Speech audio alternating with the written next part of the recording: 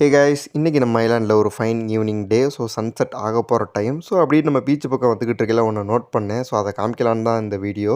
So இப்போ நீங்கள் பார்த்துக்கிட்டிங்கனாலே தெரியும், இது வந்து ஒரு காக்டெயில், ஒயிட் காக்டெயில்.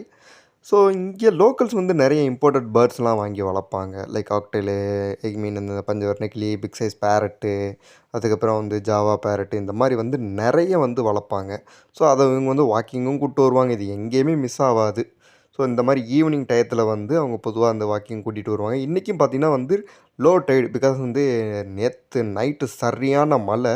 ஸோ அதனால் லோ டைடு வந்து தண்ணி வேறு கொஞ்சம் உள்ளே லைட்டாக போயிருந்துச்சு. So evening time photo shoot எடுக்கிறதுக்கு நாங்கள் வந்திருந்தோம்.